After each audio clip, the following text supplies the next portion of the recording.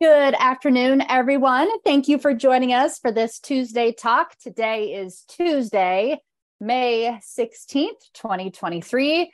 It's a beautiful day here in Omaha, Nebraska. My friend Shannon Mitchell is joining me today. Shannon, I'll have you introduce yourself here in just one moment, but I'm going to cover a couple of housekeeping items for our live listeners. We love audience participation. So near the bottom of your Zoom screen, there should be a Q&A button. If you click on that button, you can type in a question. There's even a box that you can check to click anonymous, so nobody knows who's asking the question. So don't be shy. Please ask a question over the course of the next 30 minutes as Shannon and I are visiting, and we'll make sure that we get your questions answered. Shannon, no need for you to watch the Q&A box. I'll keep my eyes on that. You just focus on all of the great content you're about to present this afternoon. Sound good? Sounds great. Okay, awesome. So my name is Jen Chaney. I'm the Vice President of Franchise Development.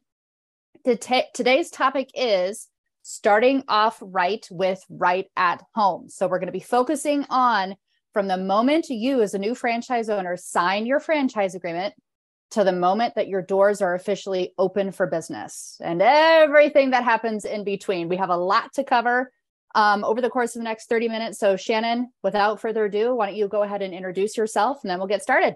Sure. My name is Shannon Mitchell. I am the Director of Operational Excellence here for Right at Home.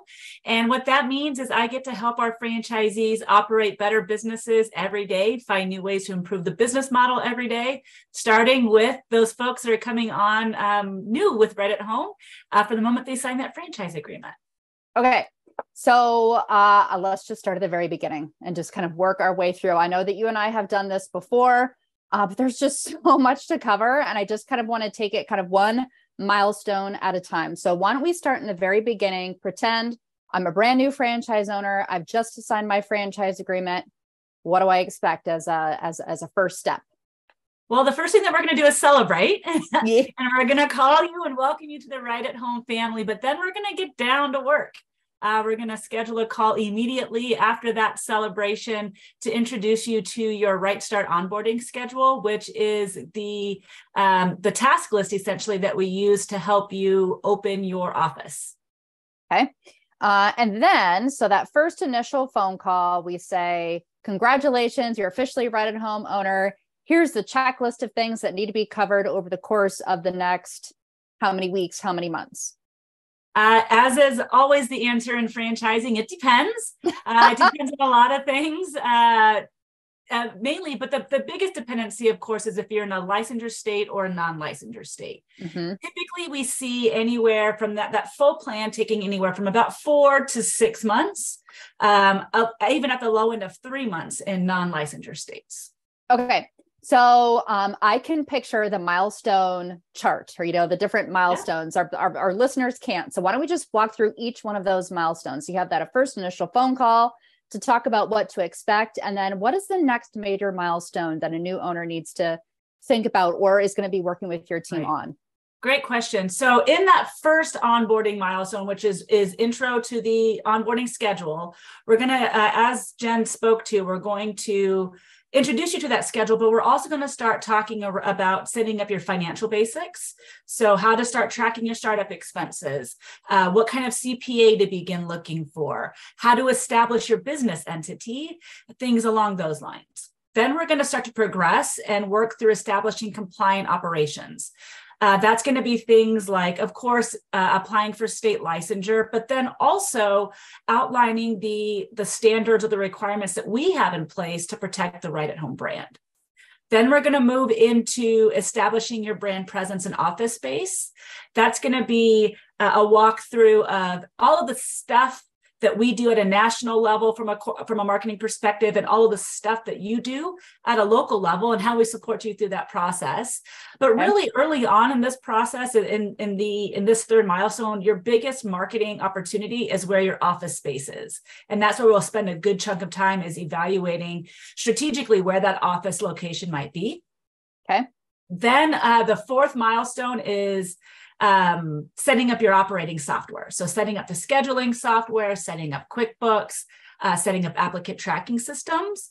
And once those 4 milestones are complete, then you get to come to Residence Week in Omaha. Okay.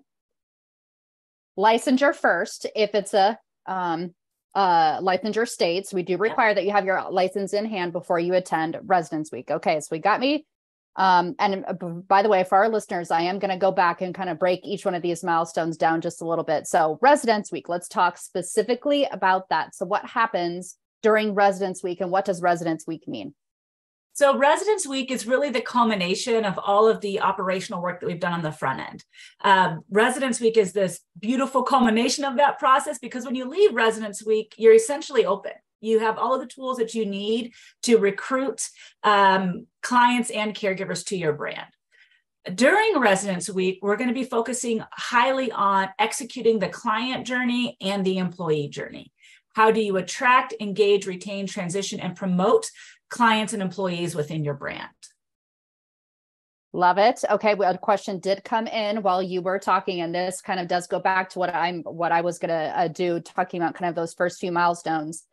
The question says, do you help us complete our license application? Yes. So great question. We have two experts here at the corporate office that really support our franchisees through licensure. So they will hold your hand as much as you want through that process. They'll also, one of the requirements in the onboarding plan is that we actually review that application before you ever send it off.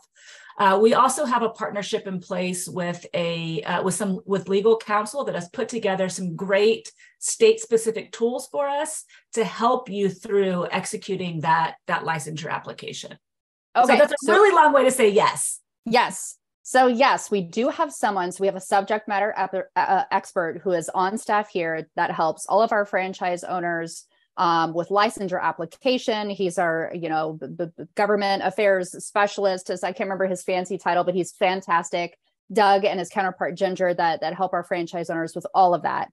But just going through kind of those first few milestones, setting up financial basics, establishing your entity, establishing franchise operations, brand presence, office space. Are you the one that helps them with all of those things, or are there subject matter experts that help our franchise owners with those things? That's a great question. And it kind of goes back to Doug and Ginger's team, actually. All new franchisees that come into our organization have a formal project manager or RightStart manager that will work with you throughout this entire life cycle of this plan. But there's some key SMEs or subject matter experts that are going to make up your core project team to help you through this process. In addition to a project manager for my team, you're going to have an online marketing specialist. You're going to have that state licensure specialist in Doug and Ginger. You're going to have a business technology specialist, a coach, and an organizational learning specialist as well. And those folks will participate with you throughout the entire onboarding schedule, and they're kind of assigned to you. But in addition to those 6 core folks, we also have between 15 and 20 subject matter experts that come in and out throughout the course of the onboarding process based on what we're working on that week. Okay, got it. So what happens right after Residence Week? Yeah, right after Residence Week, we're going to do some more celebrating. Of course, you can see we like to celebrate here at Right at Home. So we're going to celebrate some more. And then you are going to, we call that milestone, go to market. And this is where we're going to start marketing your business. We're going to notify other franchise owners in the area, Right at Home franchise owners, that you're going to they're going to start seeing you marketing and selling. In the near future. We're going to launch your website, but you're also going to complete an in-market visit with an existing Right at Home franchisee. So during Residence Week and leading up to Residence Week, you're going to learn all about operations and the best practices that we recommend as a franchisor and how you manage your business. Then you're going to get to go and ask a franchisee if that's how it really works. And you'll likely find something in the middle that fits your local market. Okay. So can you narrow down or just give me a general description of what that in-market visit really looks like? What are some of the things that they do? Do we provide the franchise owner with okay, so make sure that you cover XYZ with the new franchise owner that comes to visit with you? So we provide the host franchisee an agenda as well as a resource list for them to gather up so that they have things nice and ready to show you. But that agenda is really focused on 5 key areas: operations, just general business operations, things like after hours services and establishing culture in your business and things along those lines. Then we're going to look at the client and the employee experience.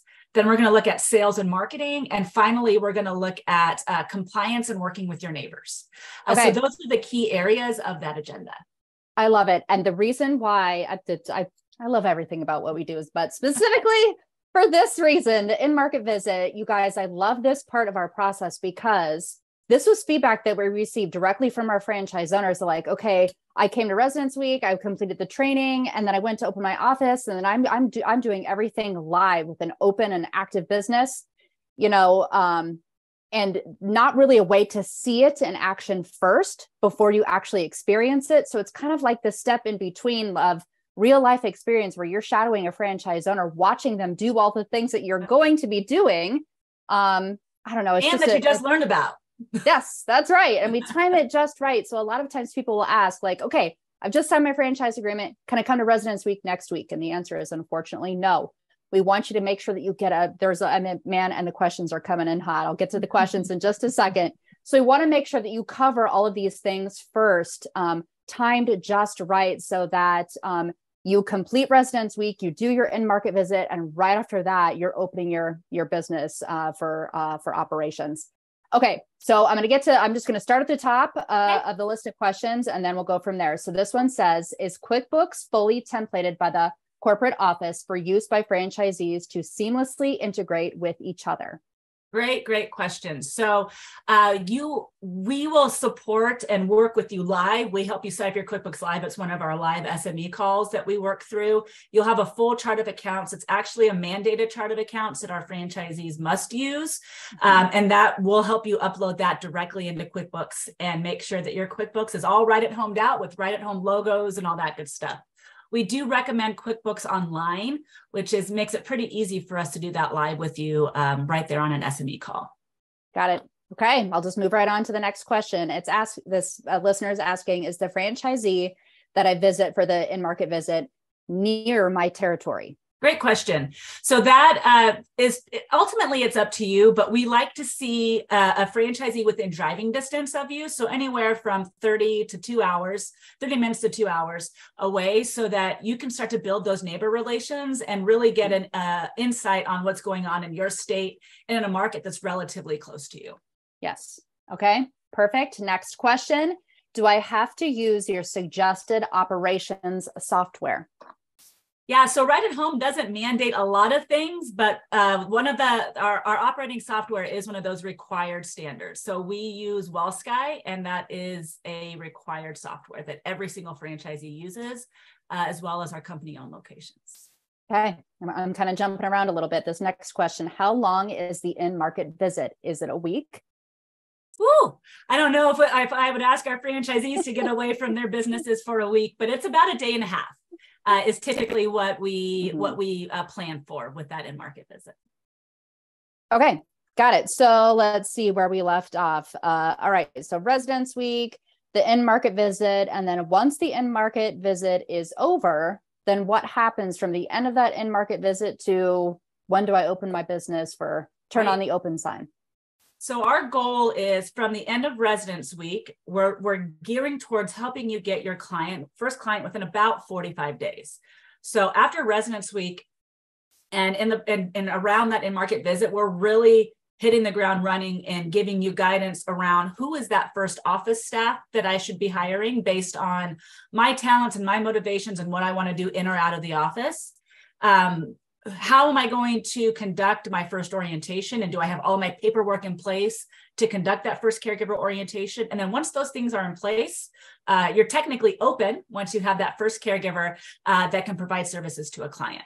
So really, we're working on getting your first office staff, getting your first 2 caregivers, and getting your first client. Okay, you said 1 office staff preferred. This is an FAQ and I want to make sure that I wrote this down correctly. So this is an FAQ that we get that's like, how do I hire caregivers if I don't have clients? It's kind of like cart, horse, cart. Yeah. So it's recommended that you hire as a new franchise owner at least 1 office staff and 2 caregivers even before you have a client. Is that correct? Yeah. And I'll go back and I'll say it's in your franchise agreement, it's actually mandated that you have 2 FTEs in your office, including yourself as the business owner. Okay. The hard part, and that's kind of a chicken and an egg thing, right? We can't provide care if we don't have the caregivers, but it's hard to staff a caregiver if we don't have a client, right? Yep. So it's kind of a chicken and an egg thing that we actually talk through as in that second milestone after Residence Week around conducting your orientation is how do we engage caregivers when we don't have a client for them to go to in the moment? Okay, got it. And this next question is a good one. They've all been good questions, but I especially love this one because the answer is it's going to be great. Okay. Do your SMEs monitor changes to healthcare/home care regulations and legislation at the state and federal level? And is that information passed on to franchisees in a timely manner? Yes, absolutely. We actually have a team dedicated to that at Right at Home, and that Doug Robertson, with that fancy title that Jen spoke to, actually spends a lot of time in Washington. We actually call him DC Doug. He spends so much time in Washington trying to keep his ear to the ground in terms of legislation that's coming down the pipeline. Also very active members in the Home Care Association of America, which essentially is an advocacy group for the home care industry in Washington as well. Yes. That's what we do at a corporate level, but then we also have these fantastic weekly communication opportunities with our franchisees called Takeoff Tuesdays, where we disseminate that information that's coming down. So is it something that we're hearing that's changing from a legislation or a regulatory perspective that you need to be preparing for? Is it something that's already happened, or is it something that's been reversed? And then how do we mitigate that and address it? That all feeds into some of the regulatory resources that we have in partnership with a partner counsel. Okay. And in addition to that, there's the Capital Watch that I receive. So DC Doug puts together the Capital Watch, and then I receive it as a corporate employee. Our franchise owners receive it, as well as it's posted on the main homepage of the hub. This is the central place that all of our franchise owners go for all the information. So as soon as you log on, you can click the button that says Capital Watch, and the most recent Capital Watch will be listed there with all of the recent everything, healthcare and home care regulations and legislation, state, federal level. It's all there. And it's awesome. I'm so proud that we're able to provide that service to our franchise owners, because it's a lot to keep track of. It's constantly changing. You don't have to do that. That's something that we do for you. Of course, as a franchise owner, it's recommended that you yourself as a franchise owner keep up on all that, but we definitely have somebody here that's watching out for that on your behalf. Just wanted to throw that, put that plug in there as well. Okay, so now we are officially at a place where the open sign is on. There's the project is essentially complete. We're working with the project manager. What does that transition look like from the franchise owner now that has an open and operating business that's been working with you and your team and the project managers? What does that look like transition wise from your team to working with the franchise owners, now permanent, new forever team of the business performance coach and all of the supporting people? So the business performance coach is a counterpart on our team. They're a peer of mine and our RightStart managers, and they actually start integrating themselves into our SME calls directly before Residence Week. So they're starting to build those relationships with you. And the first call, or excuse me, the last call before Residence Week is where we're going to talk about building your culture and establishing culture foundations like core values and actions to live the right at home mission and to demonstrate those core values. And from that moment on, we're really starting to get into more operations and strategy. And it's really critical that your business performance coach is a part of those conversations so that they can support you through obtaining that first office staff and why you recruited the office staff that you did, all the way through the life cycle, essentially, of your remainder with Right at Home. Okay, so I know that I'm getting we were supposed to be talking about from franchise agreement to doors open for business. So I'm going to keep going here just a little bit because I know people will ask. So what does the ongoing, and I know an FAQ that is asked quite often is, how often does my coach visit me in person? What is the regular communication with my coach and supporting team look like the onward forward? So is it quarterly visits, annual visits, Zoom visits? Right. What does the regular communication look like? So again, that's really up to you and your preferences as a franchisee. In the RightStart onboarding process, we're meeting face-to-face for a Zoom call at least once a week. Plus we're texting and we're sending emails back and forth, and we're communicating via our project management schedule. As you start to transition to your coach, those calls usually take place still probably weekly. And then as you guys start to get comfortable and as you start to get your feet under the ground, or feet on solid ground, then you'll start to transition to biweekly and monthly. And then a lot of the support and the guidance that you receive starts to transition and be complemented by your peers, by other franchisees, other neighbors, other state partners that are close to you as well. Okay. And then I'm just going to ask this question, and it's again not even part of the onboarding, franchisor, but people ask, and I'm sure you get this question in your role as well. Like there are performance groups. If anybody has been listening to any of these on a recorded basis, or if you're working with a development director with Right at Home right now, perhaps she has mentioned performance groups. So at what point in a franchise owner's life cycle can they join a performance group? Yeah, I'm going to answer that, but I want to backpedal because I didn't answer a specific question around site visits. Okay. So in the RightStart onboarding process, you will receive a site visit from your onboarding team within the first 6 months of opening. So I want to say that. And then ongoing, it's about every 18 months or so from either your coach or a subject matter expert at the corporate office like myself. Then performance groups, as I mentioned, the biggest value that you get from a franchise system, of course, is that business model and all of the templates and the operational best practices that go along with that. And then the other piece of that is your peers, your franchisee peers. And at Right at Home, we have a program called Profit Mastery Performance Groups.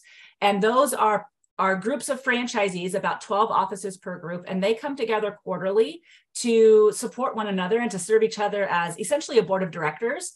It's time for them to work on their business. They look at KPI, they look at how they performed from a revenue perspective the year or the quarter before, what they're going to do to meet their business goals going forward. And then they hold each other accountable. They say, hey, franchisee Jen, you said that you were going to do X, Y, and Z before our last meeting so that you can improve your margin, but you haven't done that yet. What's going on? Or to celebrate, right? Hey, franchisee Jen, you said you're going to do this and you blew that goal out of the water. And then of course, there's ways to learn from each other. How did you blow that goal out of the water? I want to try it too. Yes. Okay. So there's a reason why I asked that question. I'm sure you're like, then why are you even asking the question, Jen, if it doesn't apply? The reason why I asked that question is because we want to make sure that you are properly set up for success. You're onboarded, you work with a project manager, you get your doors open for business. Then there's that, the onboarding team, the visit, the first 6 months, plus your performance coach. We want to make sure that you are open for give or take around a year so you can get some financials, records, on hand, and at least an entire year of operations so that when you join a performance group, you've got something tangible to bring to the group that you can discuss with the group instead of, okay, I just opened, I really don't have much of anything financial to share with you, but here I am in my performance groups. We do want to make sure that it's not like, you must be open for 12 months. You just have to have some operations and some financial data to present and to contribute to a performance group in the event that you want to join one. Was that an accurate? And that's a really critical point because it's not simply about sharing financials.